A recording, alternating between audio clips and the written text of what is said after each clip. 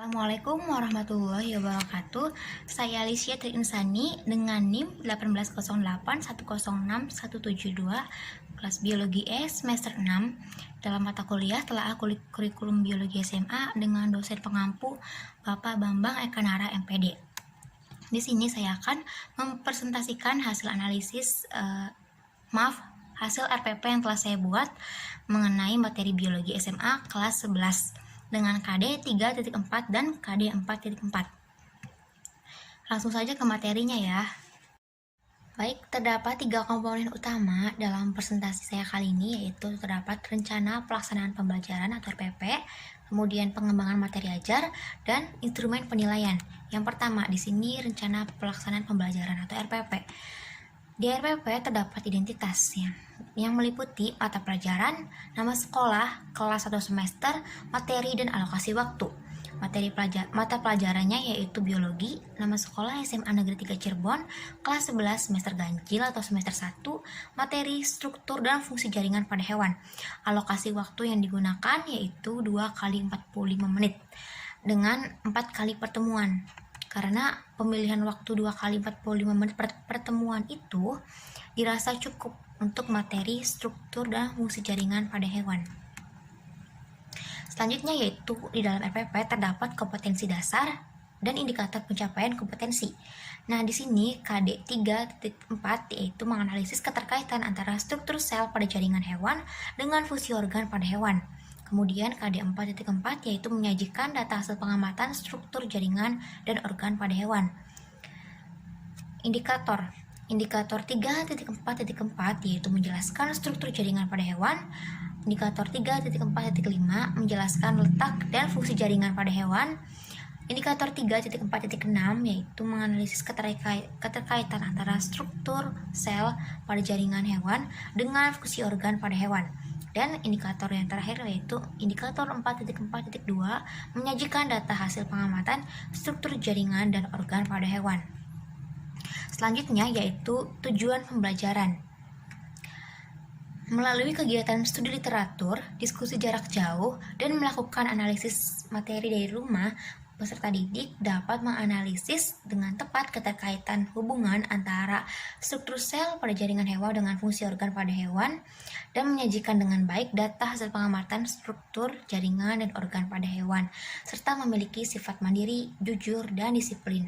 Alasan menggunakan melalui kegiatan studi literatur ini dan diskusi jarak jauh ini karena mengikuti kurikulum yang dimana peserta didik harus mengeksplor sendiri terkait materi yang akan dipelajari, dan guru hanya meluruskan atau menambahkan dan menjelaskan sekilas terkait materi tersebut, sehingga siswa atau peserta didik memiliki rasa mandiri dan bertanggung jawab. Selanjutnya yaitu topik materi pembelajaran. Di dalam RPP ini wajib terdapat materi pembelajaran. Di sini materi pembelajaran yang saya dapatkan yaitu mengenai struktur dan fungsi jaringan pada hewan. Selanjutnya, di RPP juga terdapat media pembelajaran, kemudian sumber belajar, alat, dan metode pembelajaran. Media pembelajaran yang saya gunakan yaitu WhatsApp Group, Google Classroom, Zoom Meeting atau Google Meet, Google Form, dan slide presentasi atau PPT. Nah, alasannya karena penggunaan media pembelajaran tersebut yang telah saya sebutkan dapat memudahkan peserta didik untuk melakukan pembelajaran secara online atau daring. Kemudian sumber belajar atau buku paket sumber belajar yaitu meliputi buku paket, buku modul, internet, dan sumber lain yang relevan. Alasannya karena buku paket dan buku modul ini sudah dimiliki oleh peserta didik yang diberikan atau yang dibeli dari sekolah. Kemudian internet dan sumber lain yang relevan ini mengikuti metode pembelajaran yang saat ini yaitu daring. Selanjutnya yaitu alat, meliputi laptop, handphone, tablet, netbook, dan lain-lain. Nah, di sini karena alat tersebut dapat digunakan untuk membantu proses pembelajaran secara online atau daring agar lebih mudah dalam menjalankan melakukan pembelajaran secara berlangsung. Kemudian metode pembelajaran yang digunakan yaitu studi literatur, presentasi peserta didik, ceramah, dan diskusi daring. Nah, alasannya menggunakan metode ini karena model pembelajaran atau metode ini memiliki kelebihan kegiatan pembelajaran pada peserta didik. Karena pada kurikulum sekarang ini, peserta didik dituntut untuk melakukan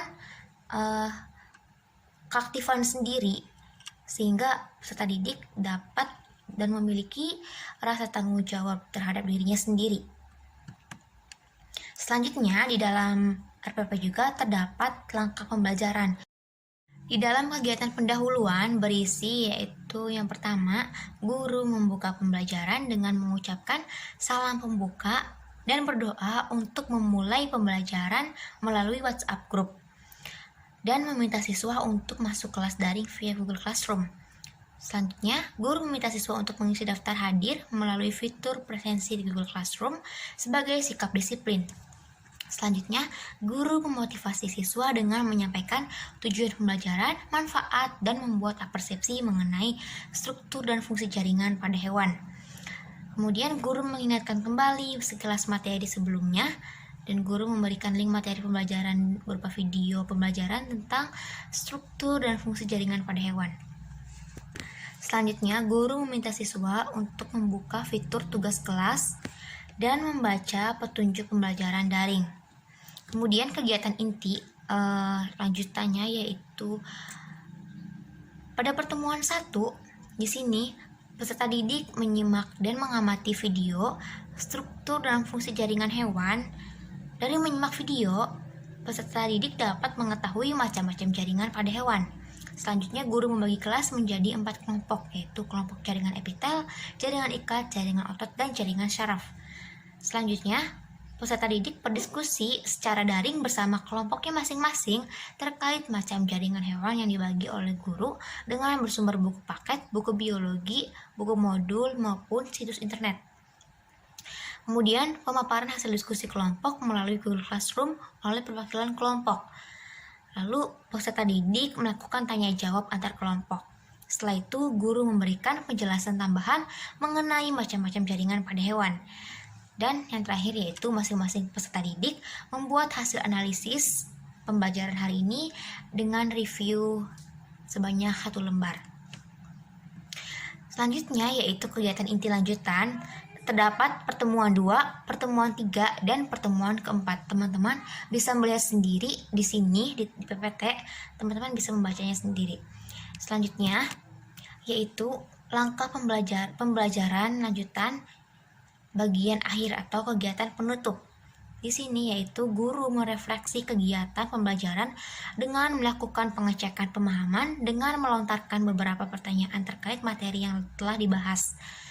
Kemudian guru meminta peserta didik membuat kesimpulan tentang poin-poin penting dalam kegiatan pembelajaran yang baru saja dilakukan.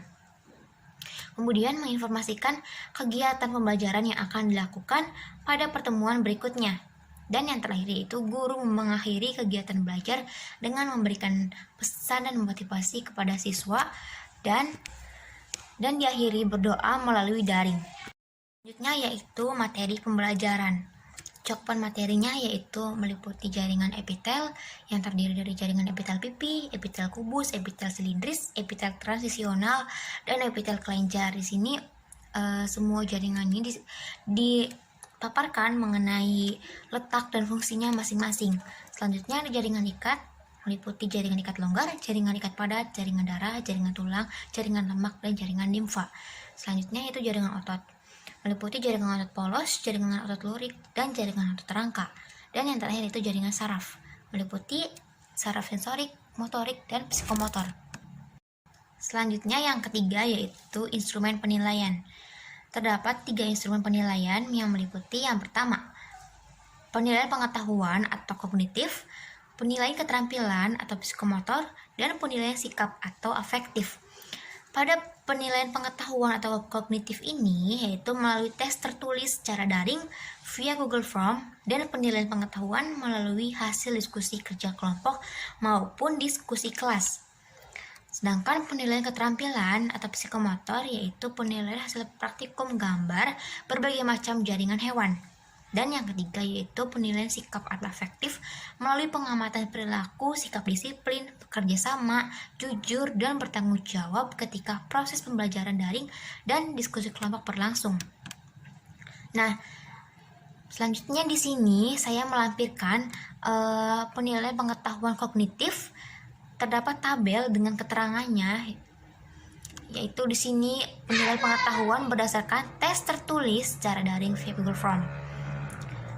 Dan sebelah kanannya terdapat lampiran kedua, yaitu berupa 30 soal pilihan ganda dan 5 soal esai. Selanjutnya yaitu masih dengan penilaian pengetahuan kognitif, yaitu mengenai tabel atau instrumen penilaian tentang diskusi kerja kelompok beserta dengan keterangannya. Selanjutnya yaitu penilaian keterampilan atau psikomotor. Terdapat tabel dengan keterangannya. Teman-teman bisa melihat tabelnya. Selanjutnya yaitu penilaian sikap atau afektif. Di sini penilaian sikap berdasarkan pengamatan yang tadi disebutkan kriterianya dan sudah dicantumkan keterangannya.